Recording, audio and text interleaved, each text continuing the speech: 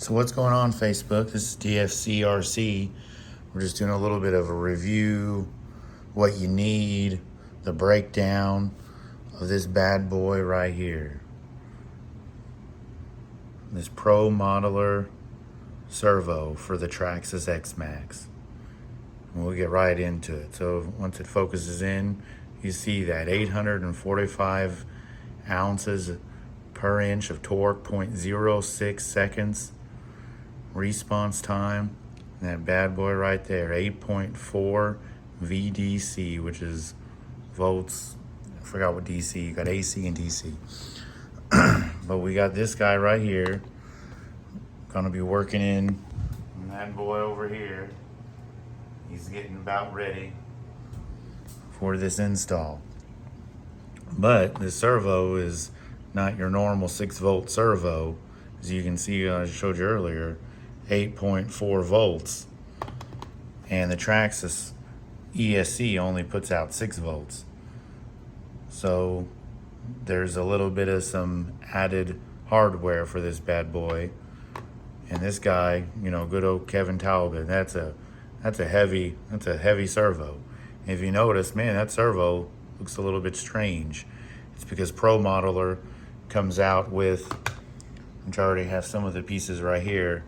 Whenever you get a standard size servo for the Xmaxx, you got to get the adapter that Traxxas sells. But Promodeler went ahead and just came out with their own aluminum or steel adapter. I don't think this is aluminum, but you get the little pieces that pretty much create the adapter.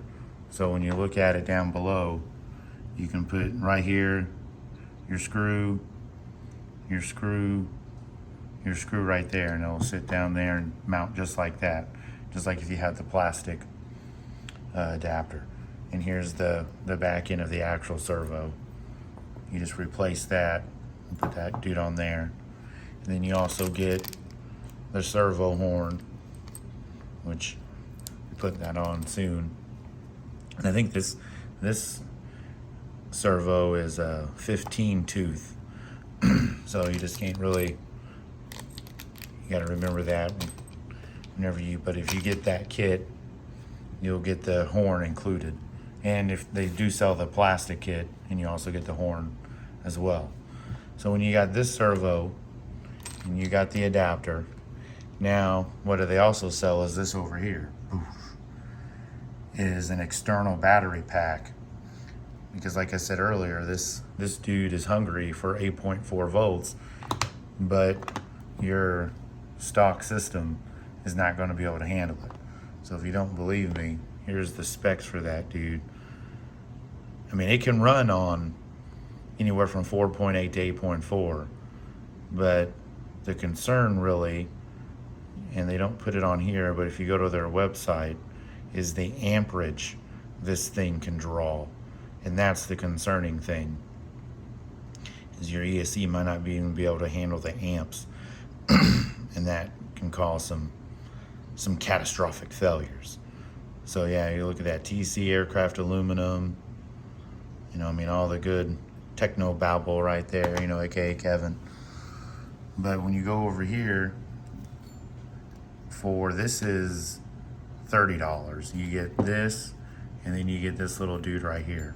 So here's your little ion battery pack. That what they pretty much do is they give you two 5 amp leads that will plug into your jumper. And then what that will create is, this is a little 2S little ion pack. So you're getting actually 8.4 volts when you fully charge it. And you should have a pretty sustained 7.4 volts at 10 amps at all times. When you're running 8.4 volts, I think it pulls like maybe in the 5s, maybe in the 6s. How much amperage? So you need something a little bit more dedicated, and something that is what it is. I mean, it's just the battery is 7.4 volts, 8.4 when it's fully charged. So there's really no rhyme or reason to it not doing what it can do. So to be able to do that, they provide this little guy. So what this is, you have really 4 plugs. 2 of these plugs plug right in coming from the battery. This guy plugs into your servo, and then this guy plugs into your receiver. So when you plug this into your receiver, you'll have your servo and your power supply feeding into this. So you don't have to worry about 6 volts. You'll be having your 7.4 up to 8.4 feeding this guy. Now another thing they sell, which I didn't do, which I would recommend, if you get the servo from them and you're running in your Xmaxx, I would recommend just going ahead and getting the power supply. It's not as crazy as it seems, and you get the jumper. You get the power supply. What they also sell is servo extensions. Now I did not do this, so as you can tell, I got me some Spectrums from my local hobby shop, because what is going to be helpful is those extensions are going to plug in from these into these, and that will give you a little bit more room when it comes to wiring it up, because all this is pretty much going to be bunched down in your receiver area, and you only have that much lead. But if you run some extensions, it's just helpful to be able to maneuver and wire and put all the stuff you need in the correct position. So that's where I'm at over here at the shop right now. Oh, and this guy. So since this is an ion battery, or a Lilon, or however you pronounce it, it is not a LiPo. So when it comes to recharging this guy, you're going to need a charger that can handle the, however you pronounce it, ion. We're just going to go with ion because that's what I've heard and that's what I go with. So your charger hopefully is able to charge that. If not, you're going to need to get a separate charger that can handle charging this, because you don't want to set it on LiPo and try to charge it. Even though it's a 2S battery, it is not a LiPo. So what I had to do was, they also sell these little connectors, because this little dude is a little guy. It is, I don't got good lighting in here, but you can see it. That is an XT30. So that is super small.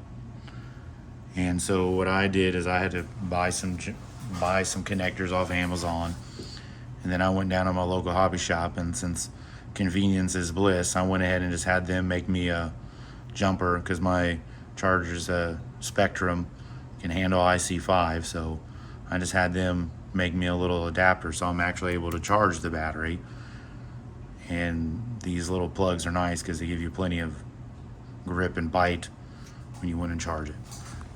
So there's a few steps instead of just buying just the servo. Now, I mean, I've heard people can hook up the servo right away, run it on 6 volts, no problem. But when you're running on 6 volts, I think you only get, I would say only, but it's like 600 something ounces of torque. There's a stock servo, which you got to do some feigned angling to find anything about Traxxas, but the stock servo is like 365 ounces of torque, and I couldn't even tell you the response time. The $100 or $80 or $90 one, the step up Traxxas servo for the Xmaxx, is I think it's 423 ounces of torque. But those are straight plug and play. I mean, you plug them right in, 6 volts all day, no worries. This also may require and will require some Dremel work to get this thing in there just right. But it ain't the end of the world as long as you got a Dremel to get it put in. But so if you run it at 6 volts, you are running the risk because that amperage on those is so high. But if you get the battery pack, you're good to go. And another thing, you got to be able to put that battery somewhere. So I ordered a battery tray that drops in, I think it's where the lighting kit goes on the Xmaxx. And then you can get some straps strap this bad boy in, and when you're ready to take them out, charge them, you're good to go. So it's not just the servo. There's a little bit of some multi-stepping, but it's all fun and games when all of a sudden you're able to run 845 ounces of torque. It's just one of those things. Is it overkill? I would say yeah, but at the end of the day, as long as this thing doesn't burn up and I keep it for a few years, that's just the name of the game. I know what I signed up for. So there's a good screenshot of all your goodies, and there's still more to come. Just picture a battery tray right here. And then that's pretty much all you really need to, and a Dremel. I got a Dremel right over there. That's pretty much what you need, and I'm hoping for good results. We'll see. So tune in. You'll be seeing those wheels turning pretty quick, and hopefully in some pretty thick grass. But y'all have a good one.